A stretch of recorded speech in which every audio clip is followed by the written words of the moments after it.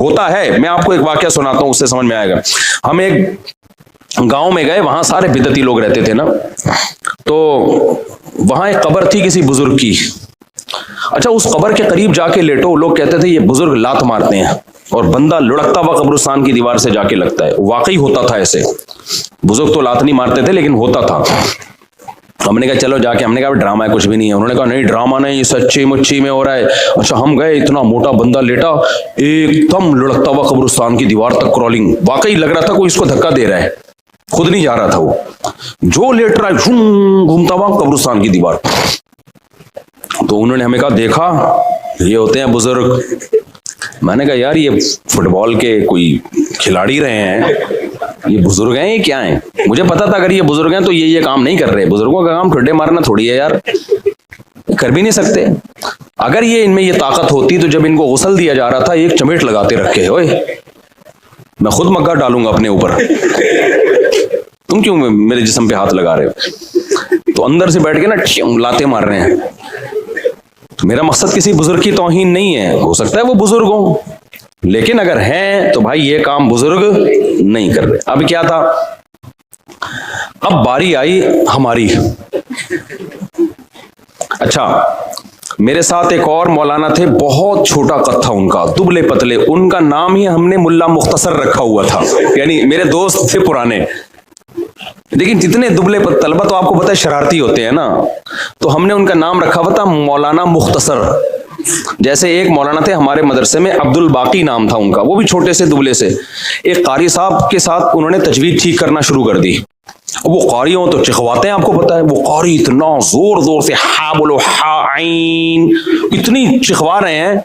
हमारे एक तालिब इल्म ने कहा यार मौलाना अब्दुल बाकी थोड़े से बाकी रह गए हैं, इनको मजीद खत्म ना करो। वाकई एक तो वैसे ही छोटे से, तो उन्होंने कहा अब्दुल बाकी मजीद थोड़े से बाकी रह गए यार, इतना जोर ना लगाओ। तो वो इतना पतला सा तालिब इल्म था, उनका नाम था मौलाना मुल्ला मुख्तसर कहते थे हम उनको। अब क्या हुआ है कि मैं जाके लेटा, तो कोई लुढ़की नहीं आ रही। उन्होंने कहा ऐसे करो, अपनी आंखें बंद कर लो, ये हाथ यूं रख लो। हमने हाथ यूं रखा, फिर भी नहीं हो रहा कुछ। उन्होंने कहा सूरह फातिहा पढ़ो। मैंने सूरह फातिहा पढ़ी, फिर भी नहीं हो रहा। सूरह इखलास, सूरह फलक, सूरह नास सब कुछ पढ़ लिया। उन्होंने कहा अच्छा एक दफा खुद थोड़ा सा मूव करो। अब जब हम चले गए ना, तो जिन्नात को पता था यहां हमारी दाल इंशाअल्लाह गलेगी नहीं। तो जैसे ही हम गए हैं, हमें तो पता था कोई ठुड्डा मुड्डा नहीं है, बकवास है, ये सब शयातीन के तसव्वुरात हैं। जिन्नात ने अपनी फाइलें वाइलें लपेटी, अपने सारे ठुड्डे शॉपर में डाले और फाइलें लपेट के मार्केट से शॉर्ट। तो जिन्नात वहां से चले गए थे। यही वजह है कि वो लोग अब दोबारा लेटे हैं तो उनको कुछ नहीं हो रहा, हालांकि पहले तो उनको हो रहा था। और इससे भी पता चला वो ड्रामा नहीं कर रहे थे, ड्रामा कर रहे होते तो दोबारा कर लेते। वो भी हैरान थे अब ठुड्डा क्यों नहीं आ रहा भाई। हमने कहा भाई यहाँ जिन्नात थे, शयातीन थे जो तुम्हारा अकीदा खराब करना चाहते हैं। तो अब वो जिन्नात मार्केट से क्या हो गए हैं, शॉर्ट। अब समझ में आया जिन्नात का फलसफा। जो ये टोटके करते हैं, सिलबट्टे घुमाते हैं नजर उतारने के लिए, मिर्चें जलाते हैं, सारी टेंशनें उन्हीं के बच्चों के साथ होती हैं।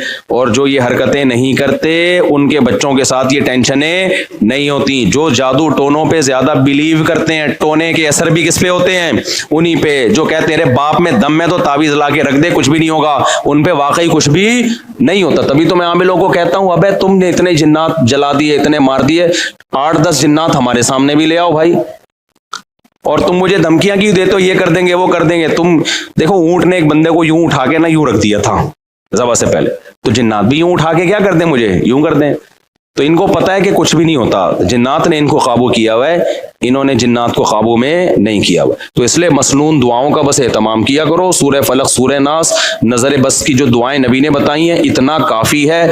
इससे आगे अगर बढ़ने की कोशिश की तो जिन्नात से हिफाजत नहीं होगी। और जिंदगी में जो लोग आमिल के पास जाते हैं, चाहे देवबंदी आमिल हो, रायबंड का मुकीम हो, बिनौरी टाउन का हो, जामिया रशीद का हो, दारुल उलूम कुरंगी का हो, जामिया फारूखिया का हो, जामिया अशरफिया का हो, या बरेलवी आलिम हो, शिया हो आमिल, आलिम नहीं शिया आमिल हो, बरेलवी हो, हाजी हो, हरमैन के इमाम का इलाज करा के भी आया वो, कभी इन लोगों को लिफ्ट कराने की कोशिश बोलो मत करो। ये ऐसी खारदार झाड़ियां हैं, जो इसमें फंसा वो हमेशा के लिए बर्बाद।